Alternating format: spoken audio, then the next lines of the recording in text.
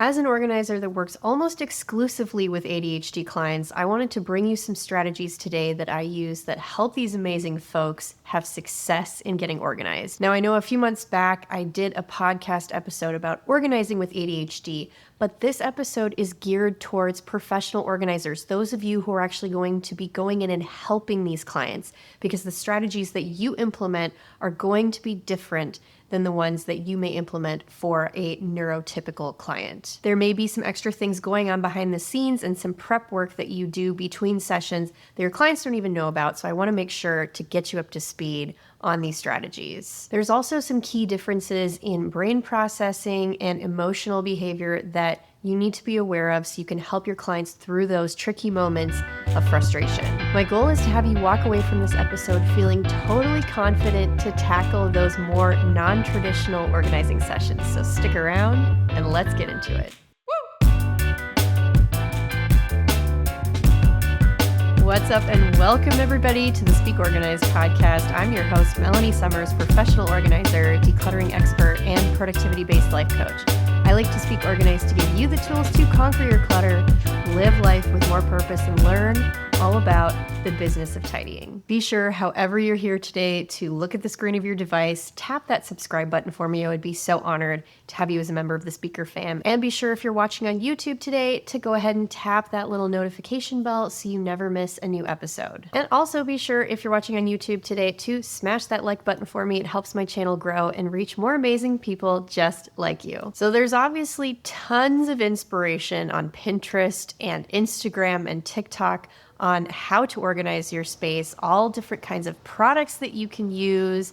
And the problem that we encounter with trying to implement these types of systems for our ADHD clients is that they're just simply too complicated and there's too many steps, there's too much maintenance, they get bored or they get overwhelmed and everything just falls by the wayside. All this hard work that you have done to implement this gorgeous system in their pantry or underneath their bathroom sink, whatever it happens to be, is all for naught unless you go about it in the right way with the right mindset. So we're going to talk about some of the common hurdles that I have experienced with my ADHD clients, how we overcome them, and just some really important things to remember and understand about how they process information and what their daily habits are like so that you're able to help them achieve long-lasting success. And for those of you who are new here, because I know I get a lot of new people coming in all the time, I want to make sure that you are up to speed on all of the special offers that I have available for you right now. If you're ready to get serious about starting or leveling up your professional organizing business, you have the opportunity to schedule an affordable consultation with me to get all of your questions answered. For real, nothing is off the table. And I would be honored to strategize with you and provide you with tons of resources during our call. I am serious about my mission to help you successfully start your own business and help you overcome any fear or doubt you have in your ability to make home organizing your new career. It was the best thing I ever did, and I would love to help you do it too. My schedule fills up quickly, so be sure to click the link in the description or the pinned comment to book your call before all of my slots are full for the month. And if you're ready to get paying clients in the door faster, you're going to need a streamlined process to onboard your prospects. And I have taken all the guesswork out of doing that. What to ask potential clients during consultations, what to put in your agreements, getting customer reviews, and more with my signature Pro Organizer Forms pack. These are 9 done-for-you forms that are customizable in a free Canva account, and I'll even show you how to set up that account if you've never used Canva before. These forms will save you days, possibly weeks worth of work researching and drafting critical documents to run your business professionally, and they're specifically designed for our industry. All of my YouTube and podcast fam get an exclusive discount, YT Pro 8, and that will get you $8 off at checkout. Lastly, if you are totally intimidated by using social media for your business, I have a great class that you can watch on your own time called the I Speak Organized social media method. It includes 5 20 to 30 minute lessons that will help you come up with endless post ideas for the most popular platforms, including easy Reels and TikTok video ideas, how to boost your following and engagement with people who actually like and share your content, how to post consistently without spending hours on social every day with my signature content planner that you'll receive for free at the end of class, and a breakdown of all my favorite tools and software. I've made it super accessible and affordable for you. And of course, you get a bonus discount for being part of my speaker fam, ISO Social 5 at checkout. All right, folks, let's dive in. And the first thing that we're going to try to understand a bit better is how people with ADHD process information. And my friend Katrina, who I had on the podcast a few months ago, put it in a really interesting way that I think has the most perfect mental image. And she said that the information that you intake is kind of like a fire hose. It's all just blasting you all at once, very, very fast and intensely. So you're trying to process all of this information all at the same time. And processing speed for most people with ADHD is a lot faster than neurotypical folks. So they're used to rapid fire moving from one thought to the next, which is already very exhausting in and of itself.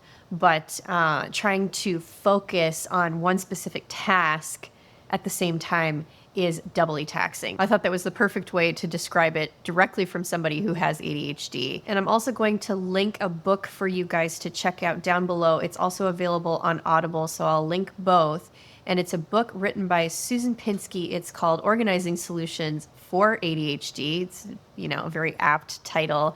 And it's written by a professional organizer who has a child with ADHD, and a lot of the organizing solutions that she had learned to implement for her family and then for her clients as well. It's a very practical book with tons of tips that can really help you. And we're going to go over some of them that I have found to be the most effective overall for most of my ADHD clientele. One of the things that Susan talks about in that book that I found really interesting was that ADHD folks have to refocus and remotivate themselves to complete one single task on average 6 times as often as neurotypical folks.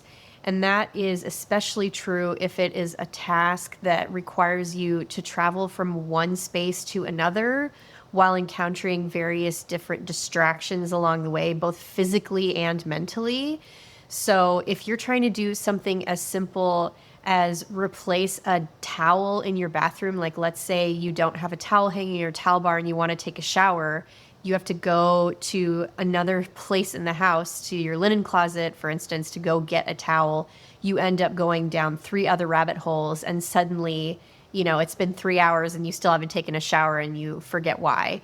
So that is something that is very common in the home of somebody with ADHD. So that is something that's really important to keep in mind when you're working on organizing one specific space. And we're going to try to talk about ways of working with that person to help them achieve the results in the space that they need without getting distracted by too many other things or getting bored. There's various different things that you may encounter. It's just good for you to know that as you're working through a project. You may notice that your client loses a lot of motivation or they seem really tired midway through the process. And that is because it really, truly is just more mentally taxing. They're not as interested or as able to stay focused on one single task because their brain keeps trying to pull their focus to different things 6 times as often as it might be for you.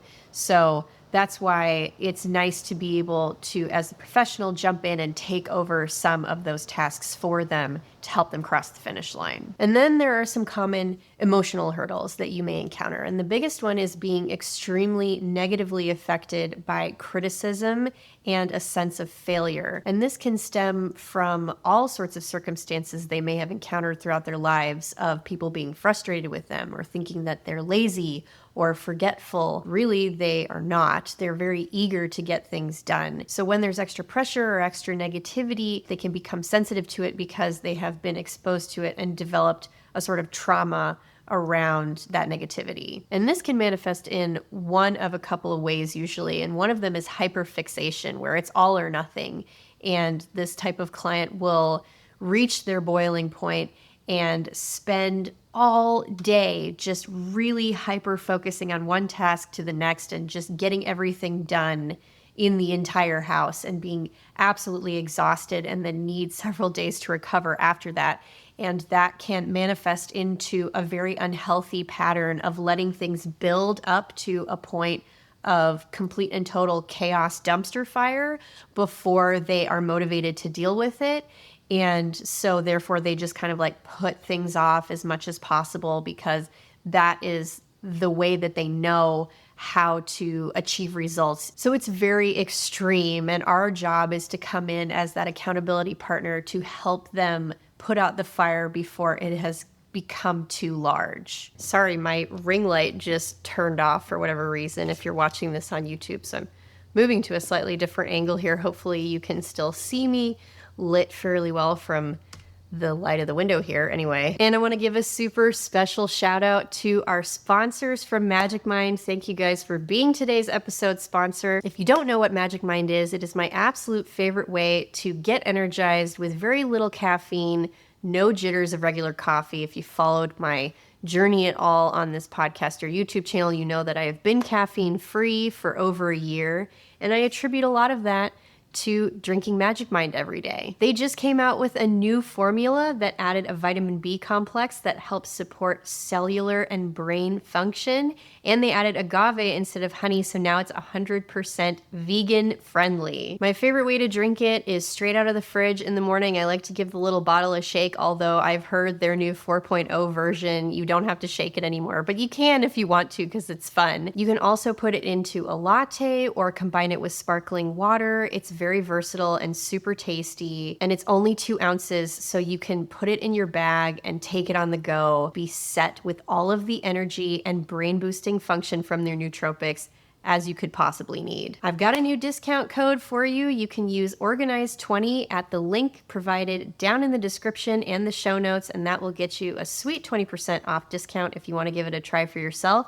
And again, thank you to Magic Mind for sponsoring today's episode. The other couple of ways that I like to combat this extreme sense of failure and sensitivity to criticism is just to set expectations ahead of time that failure is a possibility in the process. And when I bring up the F word to my clients, some of them get really nervous. They're like, what do you mean I'm going to fail? And really what I'm trying to say is that it's a normal part of the process for things to go wrong and for us to ditch a system and try something else to make it work better for them. So just knowing ahead of time that it's okay for things to go wrong, and that it doesn't mean you need to throw out the entire project, that you're a total failure, that you can't get organized, all of these thoughts that may swim through their heads because of what they may have experienced in the past or what they've been told before.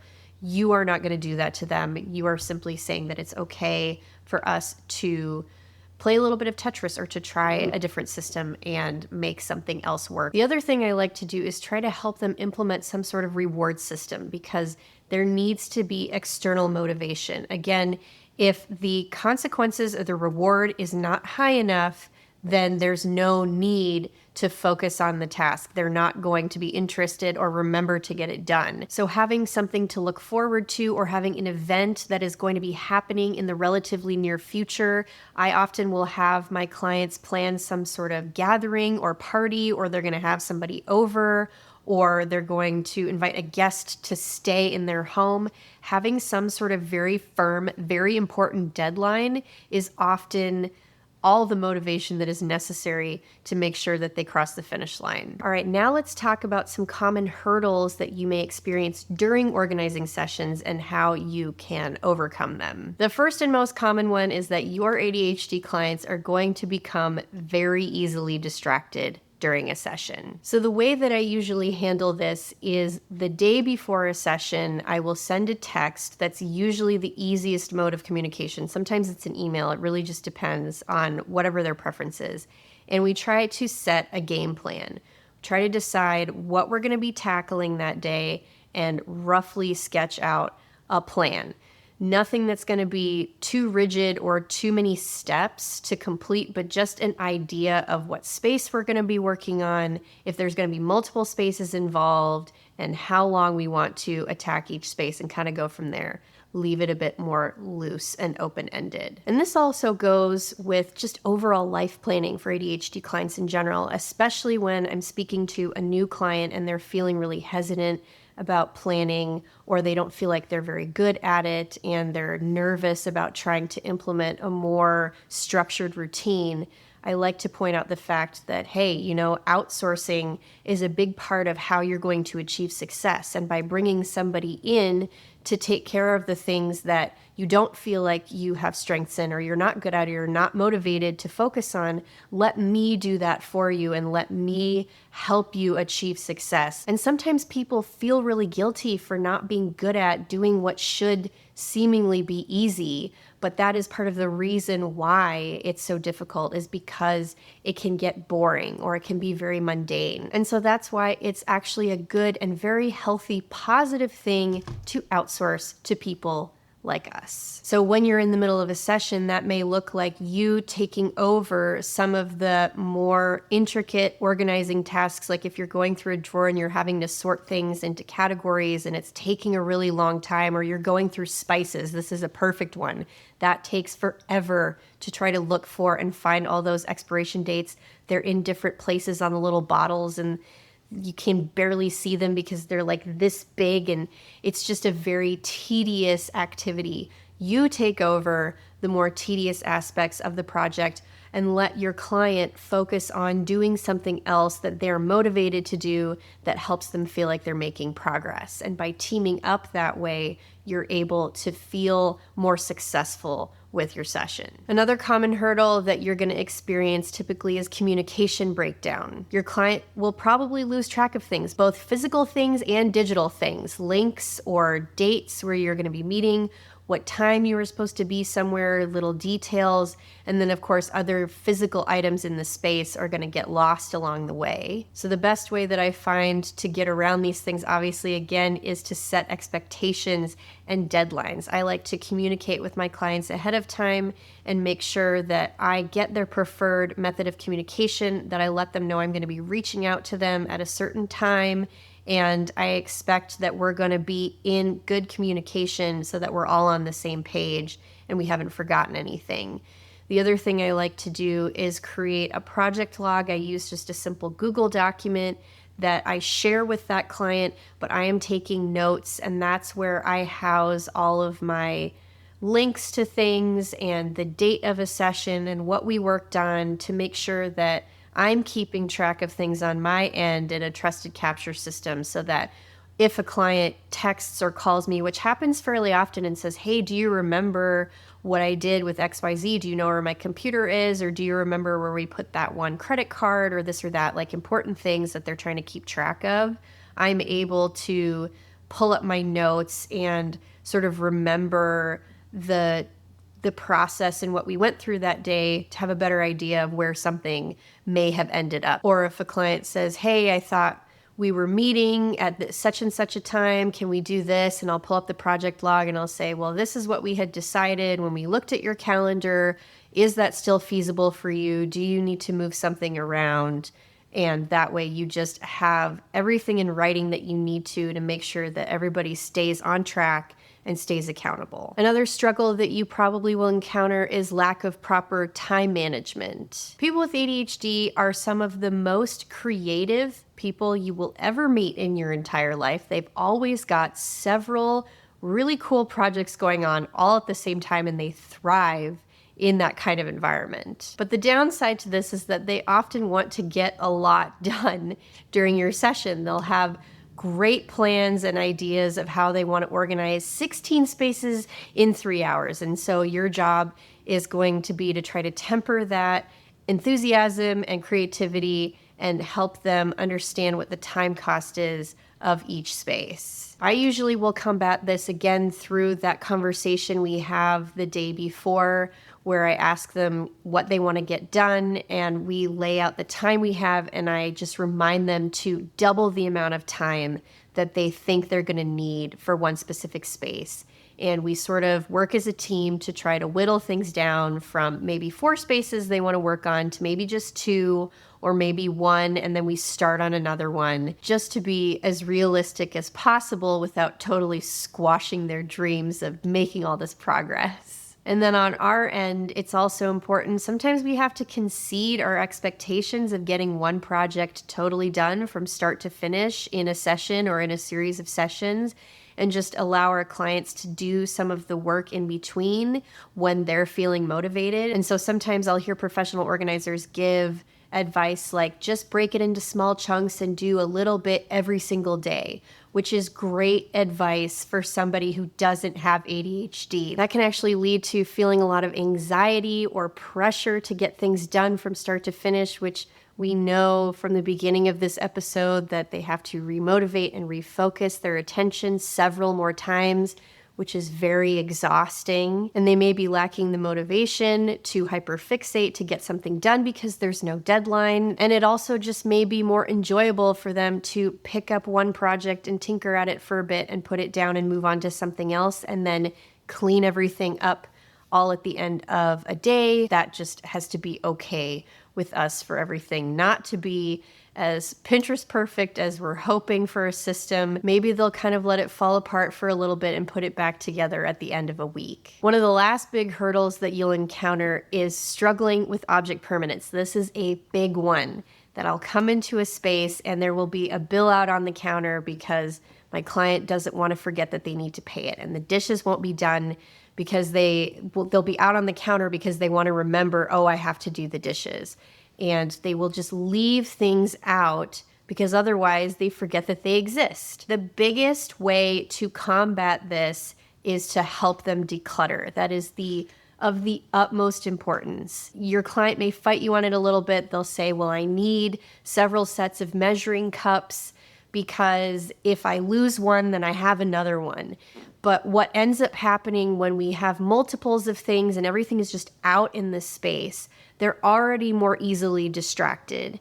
And if you have many, many items that are pulling your focus, it overloads your visual cortex, which makes it even more difficult to focus. We're adding a level of difficulty to an already difficult situation and having trouble focusing in the first place. So decluttering is going to be super, super important, simplifying, and then creating very specific homes for things that are very easy to access. So the goal is to be able to reset any space, especially those that your clients interact with on a regular basis, high traffic areas like the entryway to a home, your kitchen, the bathroom, the bedroom, places where your clients are going to be spending most of their time.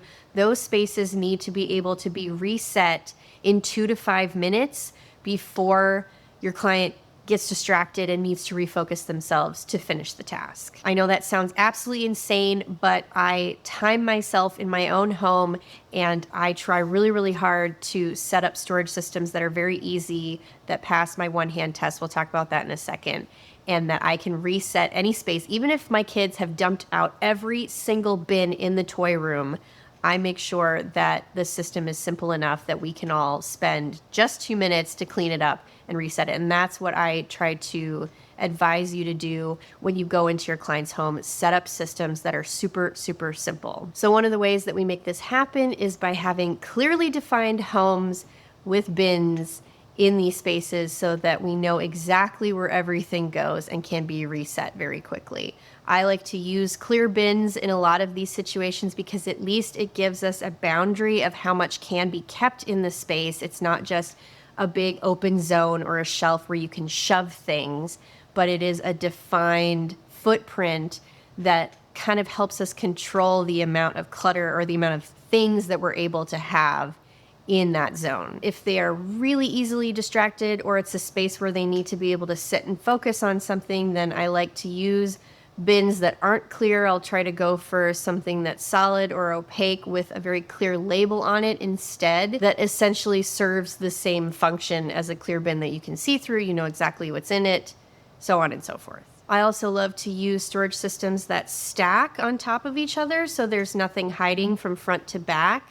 That's often a huge issue, is feeling like they're going to forget about stuff if they put it in the cabinets and shut the door. But if you use vertical storage and ensure them that nothing is actually going to be put behind something else, then they might be a little less reluctant to try and use the cabinet space. Same thing goes with turntables. They are fabulous. It does the same thing essentially, because you can rotate the items from the back to the front and nothing will ever get forgotten. So stackable storage, rotating storage, all super important.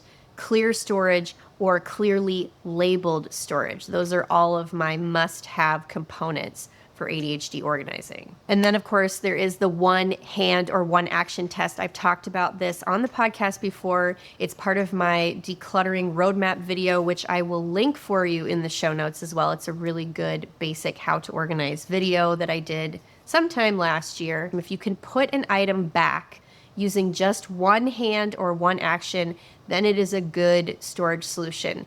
If you are required to unstack something and lift a lid and remove all these little things, like if you have to jump through a bunch of hoops to use the storage system, particularly when putting items away, then it's probably not the best storage system in general, and definitely not for your ADHD clients. You want things to be very easy to put away. There's tons of motivation in the beginning of a project when you want to pull stuff out. So most of us are going to be more willing to go through all the steps that it may take to get something out. But then putting it away, I mean, nobody wants to do that. So putting things away as easy as possible is super important. So that's why I like drop front bins where you don't really have to use lids at all, especially if you're using stackable storage. That way you don't have to take anything off to access the one underneath. There's a drop front opening where you can just reach your hand in and put something away. I also typically like to ditch the lids of bins if I'm storing things on shelves, and I'll just move the shelves maybe a little bit closer together so that we can keep dust out of whatever's inside the bin underneath, and so it almost acts like a drawer. And that's why I also really love wall hooks. They're very simple. You can also just use plain old nails in the wall to get coats off the ground. I mean, obviously you can go to any hardware store or to Target or whatever and go pick up a big pack of hooks and just put them all up on your wall. I install hooks all over clients' homes just to help them get purses, jackets, bags, like whatever, just get stuff off the floor and make it very, very visible so that it doesn't get clumped into a big pile. The last way that I like to combat this object permanence issue is to encourage my clients to write things down in a place where they know they're not going to lose it. So we call this a trusted capture system. And sometimes you'll find that they have a bunch of different notebooks or 3 or 4 planners or several lists going in different places in the house. And we like to try to narrow it down to 1 or 2 places. Usually the phone is the thing that works the best because it's easy to ask your home device where your phone is if you misplace it, or you're less likely to misplace it in the first place. But whatever they're comfortable with, whatever they know they can keep track of on a relatively regular basis, to write down things that they need to do. So rather than having this physical to-do list of items drawing their attention at every turn in their home, just have it on a list. And when they're feeling up for tackling some things at the end of a day or at the end of a week, they can scan through that list and say, okay, yeah, I need to pay this bill or I need to do that. And that's also something that I like to use my logs for my clients. And I will do check-ins with them and I'll say, okay, like these are the things that we talked about that you wanted to try to get done. Which of these things are you going to try to tackle today? And what are you going to reward yourself with at the end? Or, what is the deadline here? And so again, that is where you, as their accountability buddy, are coming in to help them be successful. And you're sort of you're allowing them to outsource motivation to you to remember those things. So those are a couple of different ways that I like to attack it. And Hopefully that will help you as well. All right, fam, that's going to wrap it up. Those are some of my best tips to help you be as successful as possible and help your future clients be successful in your organizing endeavors. I really hope that it was helpful and you found some good, useful tidbits for yourself. Go ahead and smash that like button if you're watching on YouTube if you loved it.